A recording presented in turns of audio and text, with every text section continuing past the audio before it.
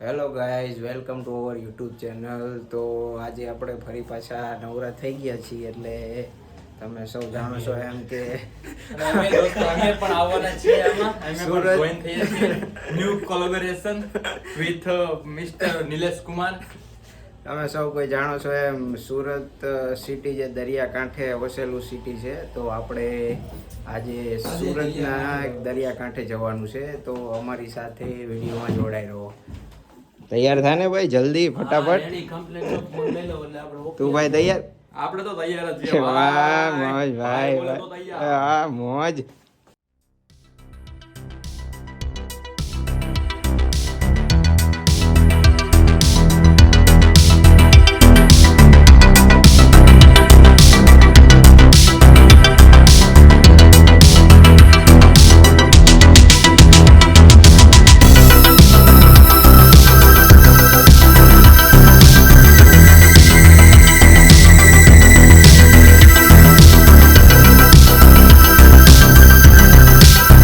મિત્રો આપણે આવી ગયા છીએ ડભારી બીચ, જે સુરતથી 25 કિલોમીટર દૂર રહી છે. 24-25 કિલોમીટર દૂર છે. તો સૌથી પહેલાં જ આપણે અહીંયા એક મંદિર આવેલું છે,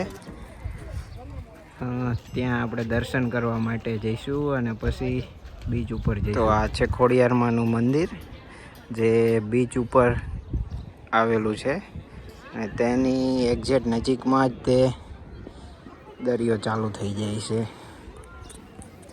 આપણે ક્યાં જઈશું ભાઈ સૌથી પહેલા મંદિરે દર્શન કરવાના અને પછી બીચ તરફ જવાનું. ઓકે. બીચ જોવો તમે, મતલબ પાણી દૂર સુધી રહેતું હોય છે, પણ અત્યારે તમે જો અમે ટેન્ટ મૂકેલા છે, એ ટેન્ટ સુધી પાણી આવી ગયું છે, એટલે અત્યારે પાણીની ટૂંકમાં આવક વધારે છે એવું હોય છે. સાચી વાત છે.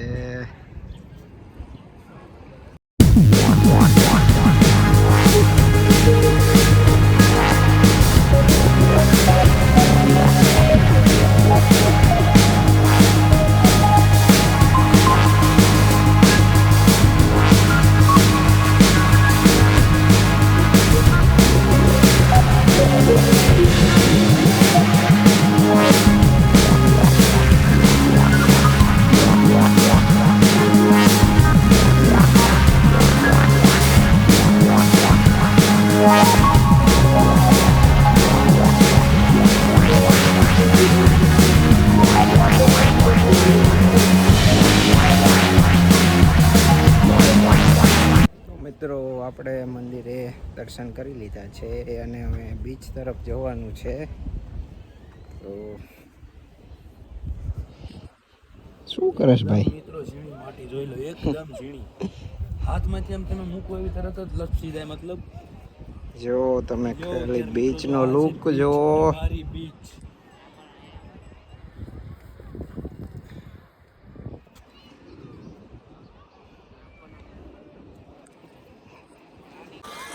બીચ ઉપર જુઓ તમે કેટલાક માણસો નહીં રહ્યા છે, પણ બહુ જ ખરાબ પાણી તમને લાગશે. ડોળું પડતો નહીં હો ભાઈ, તું પડતો નહીં પાછો.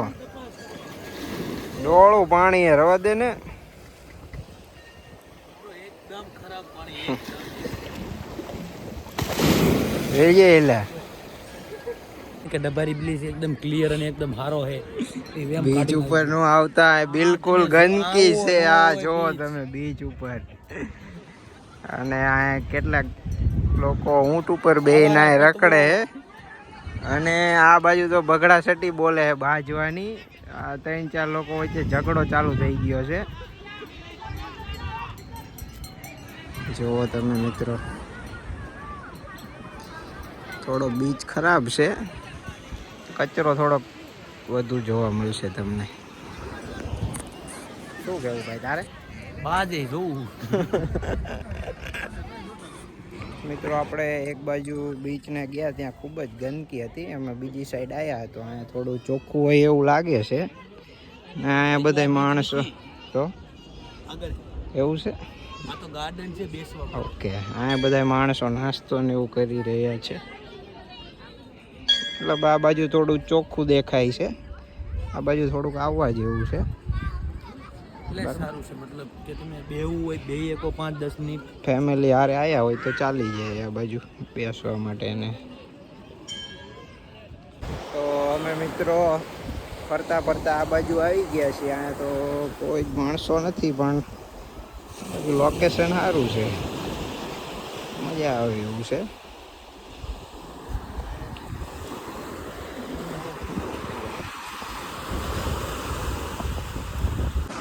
મિત્રો જે આપણને જે વ્યક્તિએ સજેસ્ટ કર્યું હતું કે ડભારી બીચ જાઓ ત્યાં બહુ મજા આવશે, પણ અહીંયા મજા તો અમને બહુ આવી નથી.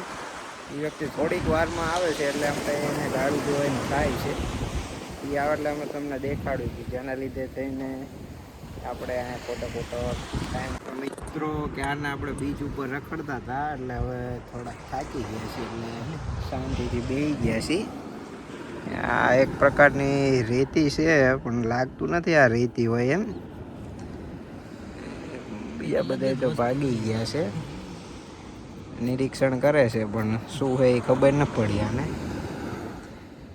મિત્રો જે વ્યક્તિની આપણે ક્યારના રાહ જોતા હતા અને જે અમને લઈ આવ્યો છે ડભારી બીચ, કે બહુ વખાણ કર્યા કે બહુ જ સારો છે, એ વ્યક્તિ પાસે અમે પહોંચી ગયા છે.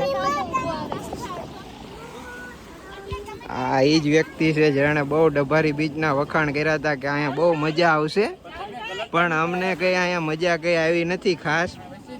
અહીંયા આવીને તો અમને આ મળ્યો નથી ને અહીંયા ડાયરેક્ટ ફોટોગ્રાફી કરવા માંડ્યો છે. બસ ભાઈ હવે કેટલાક ઊંધા ફોન ને આડા ફોન ને ફોટા પાડી.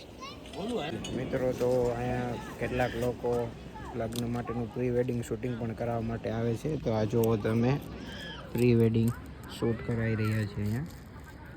અને હું માવો ખાઈ રહ્યો છું. માવો બનાય ભાઈ માવો. સાંજનો ટાઈમ થઈ ગયો છે બિલકુલ. તો મિત્રો આપણે ડભારી બીચે ફરી લીધું છે અને હવે આપણે ઘરે જઈશું. તો કેવો લાગ્યો અમારો વિડીયોને લાઈક સબસ્ક્રાઈબ કરી દેજો.